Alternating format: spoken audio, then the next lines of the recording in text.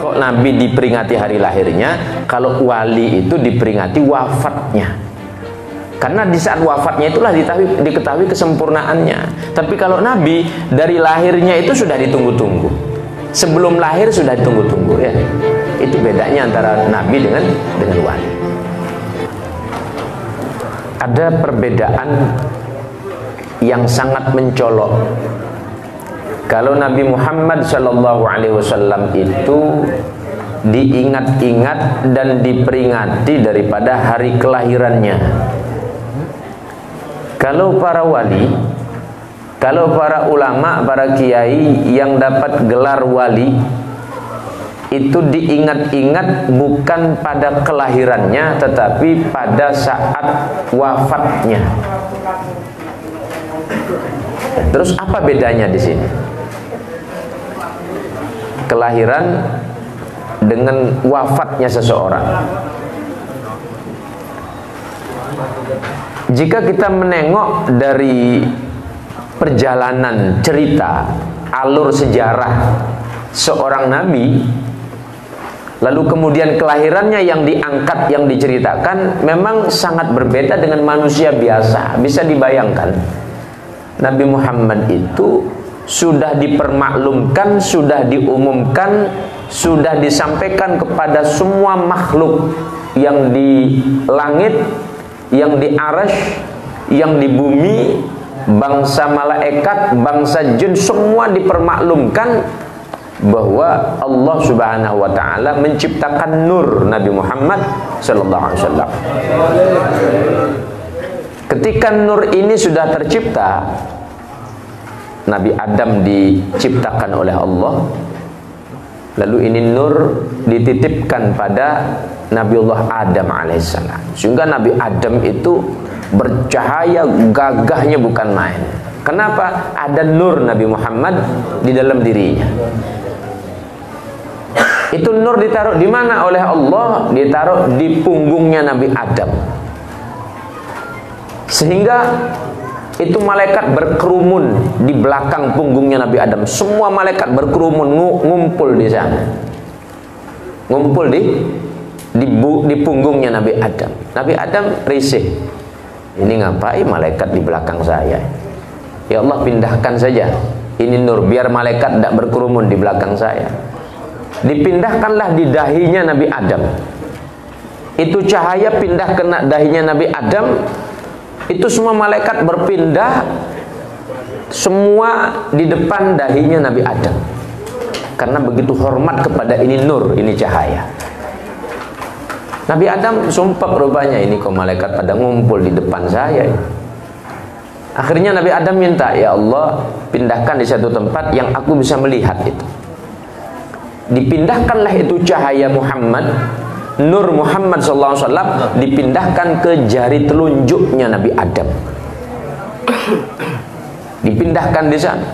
Maka begitu kuat cahayanya, dan Nabi Adam pada saat itu bersaksi sekaligus mengatakan asyhadu alla ilaha illallah wa asyhadu anna Muhammad Rasulullah. Dilihat itu cahaya begitu terang, tapi tidak panas, terang tapi sejuk. Itu cahaya Muhammad SAW. Lalu pindahlah itu ke Siti Hawa. Setelah menikah dengan Siti Hawa, maharnya bersolawat kepada Nabi 3 kali. Solawat pada nur itu. Kalau kita maharnya, ya ada yang uang, ada maharnya alat sholat, ada maharnya rumah, ada maharnya kendaraan mungkin. Nabi Adam maharnya menikah Siti Hawa adalah solawat 3 kali kepada Rasulullah SAW. Terjadilah pernikahan tersebut.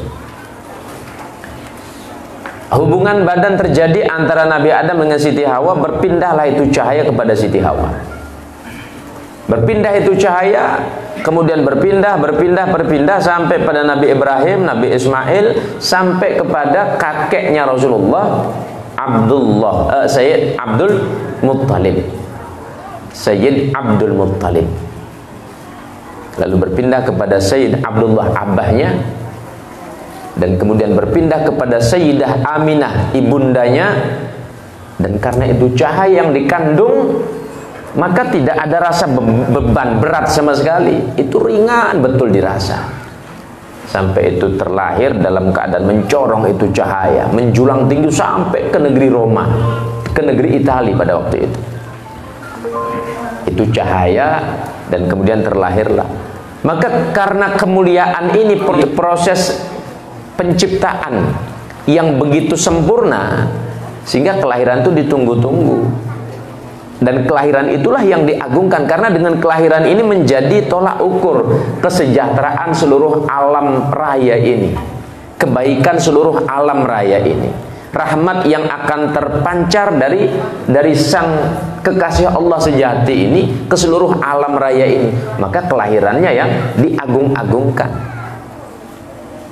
Ketika Nabi Muhammad kemudian terlahir, bertambah dewasa, dikatakan kana sallallahu alaihi wasallam yashibbu fil yaum syabab as-sabi fi syahr.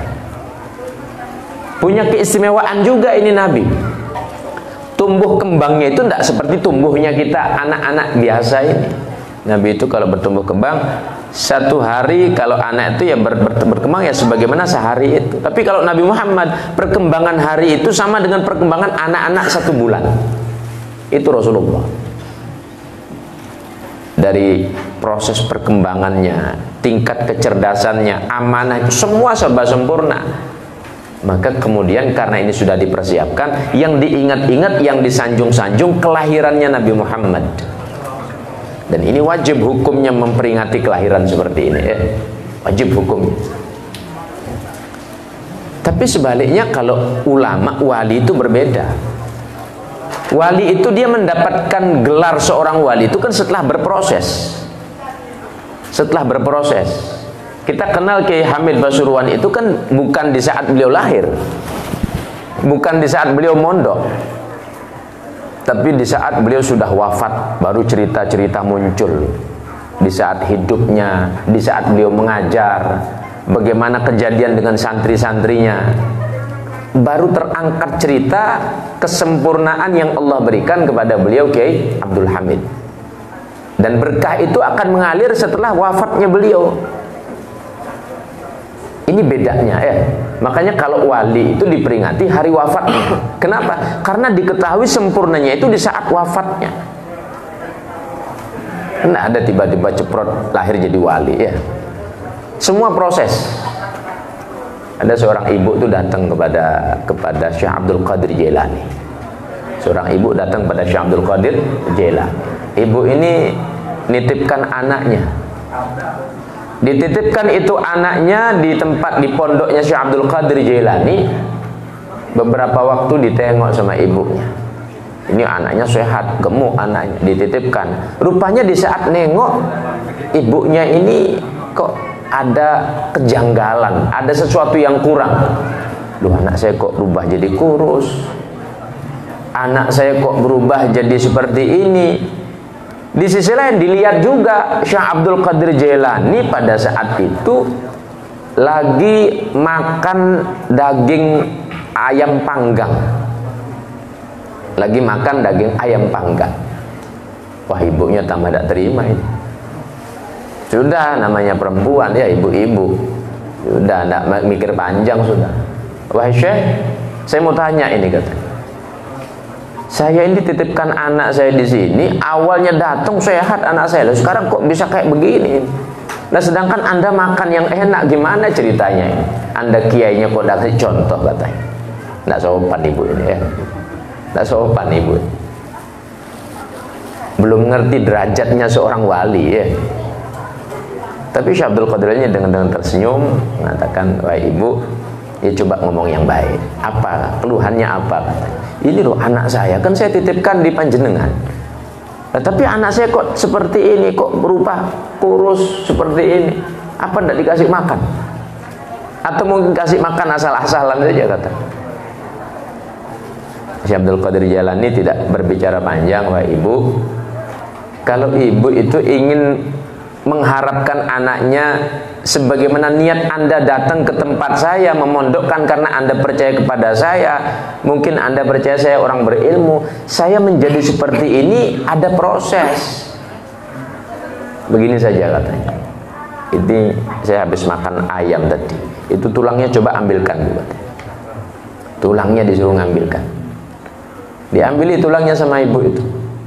Setelah diambil tulangnya, kemudian Syekh Abdul Qadir Jalani mengatakan dengan izin Allah, wahai tulang, dengan izin Allah kamu hidup sekarang. Tadi yang sudah jadi tulang itu berubah balik menjadi ayam dan lari begitu. Ya kaget juga ibu ini. Loh, kok bisa begitu katanya. Bu, perlu ibu tahu, saya bisa menghidupkan tulang jadi ayam ini bukan baru mondok sebulan 2 bulan. Mondok sebulan 2 bulan ya belum seberapa. Anaknya ibu ini kan baru beberapa waktu saja di sini. Baca kitab saja belum bisa kan begitu ya.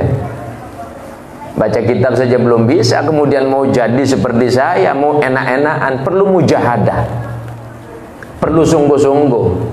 Maka untuk mendapatkan gelar kiai, gelar ustadz, apalagi wali, itu tidak cukup sekedar dipanggil saja.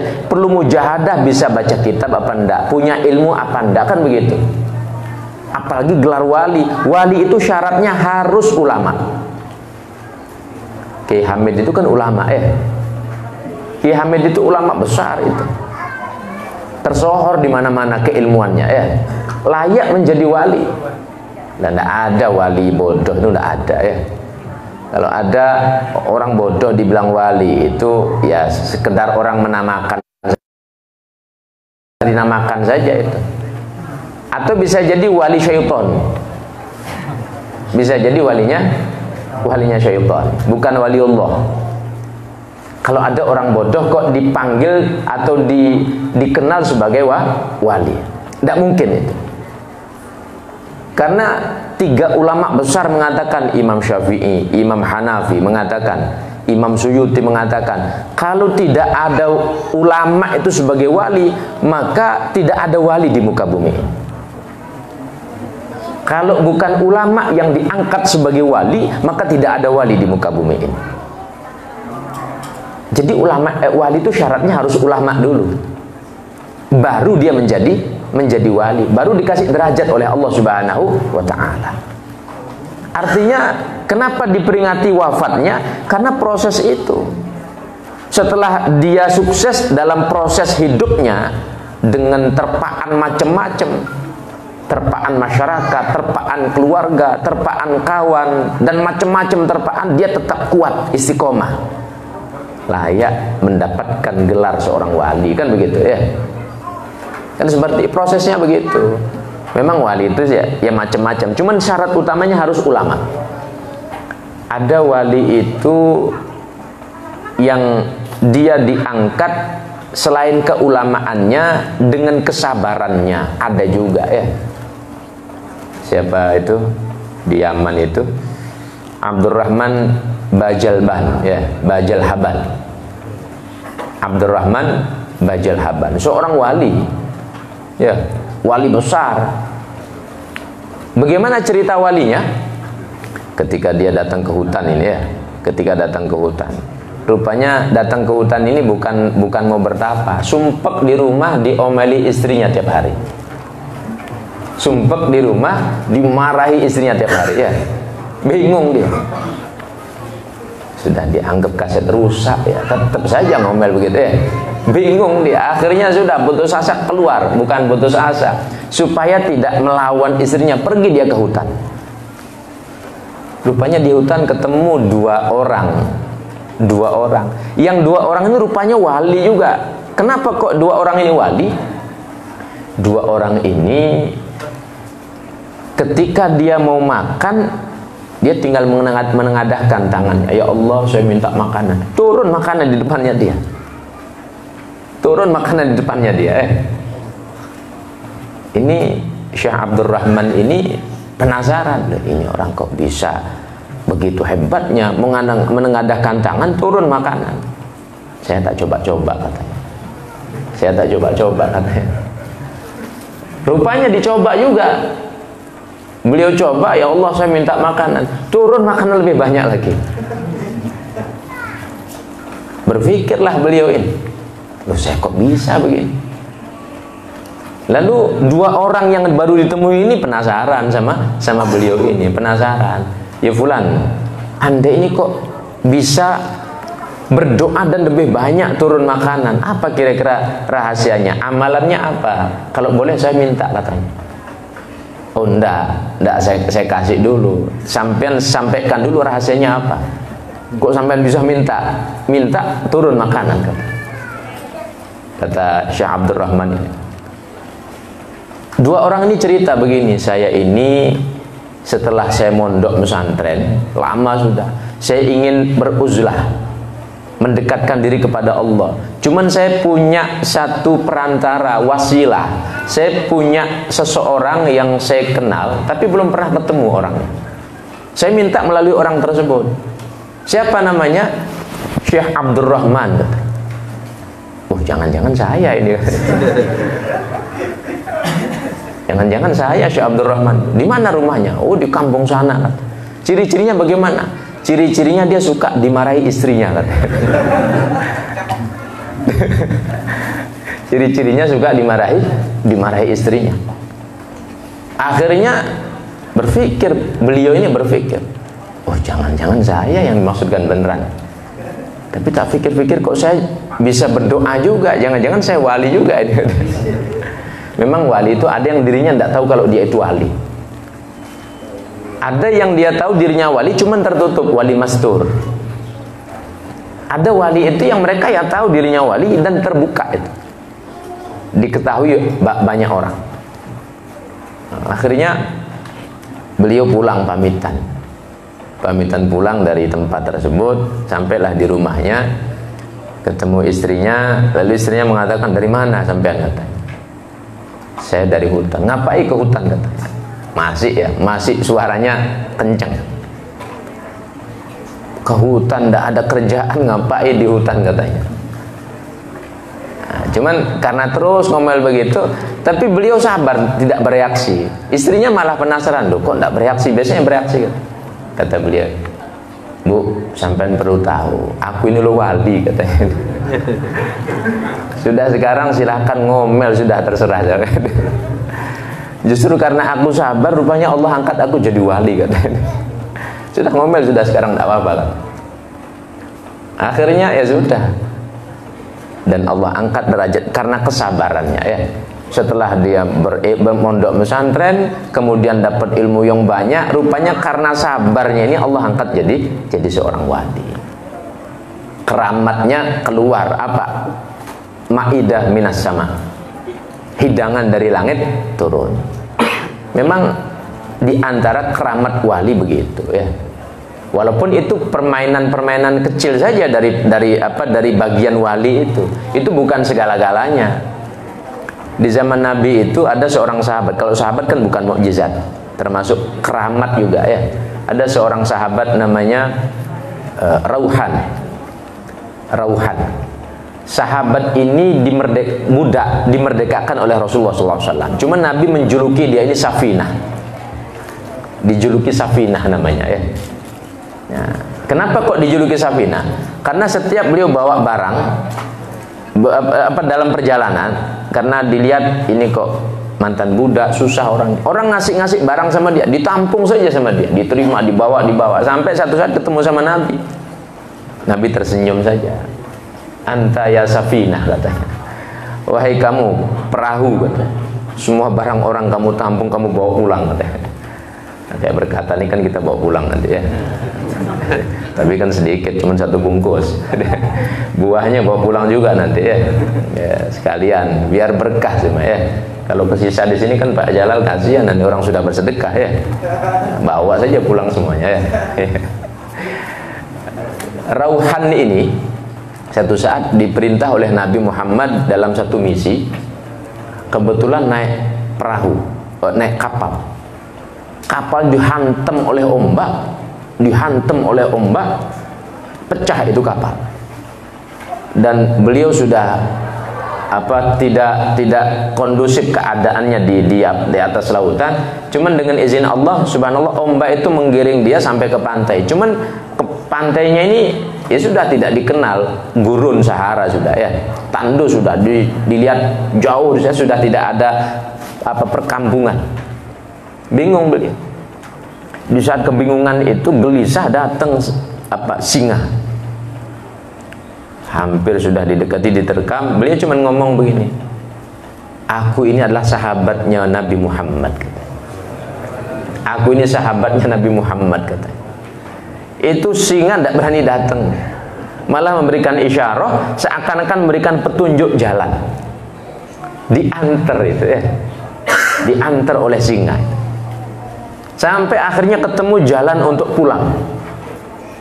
Setelah sudah ketemu jalan, singa itu seakan berbicara seperti manusia, kemudian pamitan kepada sahabat Rauhan ini.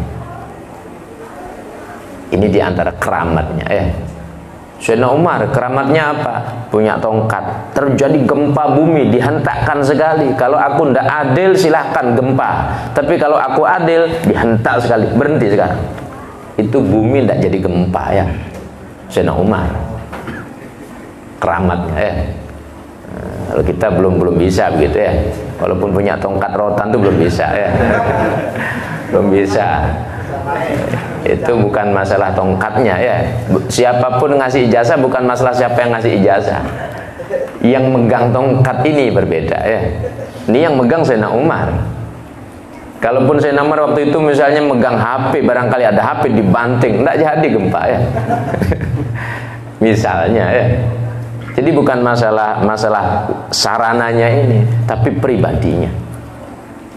Sayyidina Hasan punya keramat, bahkan sudah wafat.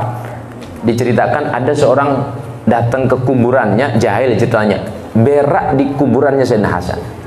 Saat itu juga gila dia.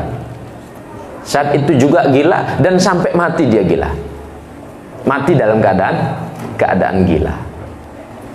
Itu keramat ya. Itu keramat. Jadi cuman begini, yang ingin saya maksudkan dari cerita ini bahwa kejadian seperti itu, pemberian seperti itu berdasarkan proses. Kita kenal Sayyidina Umar adalah orang jahat sebelumnya. Bahkan yang pertama memproklamirkan saya akan bunuh Muhammad satu lawan satu. Itu cuma Sayyidina Umar yang berani begitu.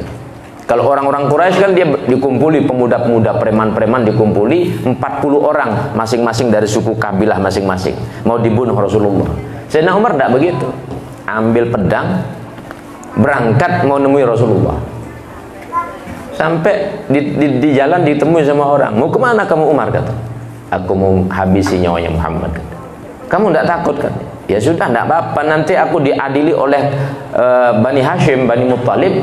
Ya sudah, aku bunuh Muhammad, ya aku diadili, aku mati. Jadi orang-orang Quraisy aman, tidak terjadi fitnah. Niatannya bagus, cuman salah ya. Tapi beraninya itu satu lawan satu ya. Artinya Sayyidina Umar jelek di mata kaum muslimin, jelek awalnya. Tapi ketika beliau masuk Islam, beliaulah orang yang pertama kali kesana kemari menegaskan bahwa aku ini lo masuk Islam. Siapa berani coba-coba sentuh Muhammad Rasulullah, halangi dulu mayatku. Itu Sayyidina Umar ya. Siapa coba-coba berani sentuh Rasulullah, halangi dulu mayatku. Itu Sayyidina Umar bin Khattab. Tapi awalnya beliau itu kan orang yang jelek di mata kaum muslimin, kemudian berproses menjadi kekasihnya Allah, dapat keramat menghentakkan tongkatnya, kemudian bumi tidak jadi gempa. Itu keramat Sayyidina Umar.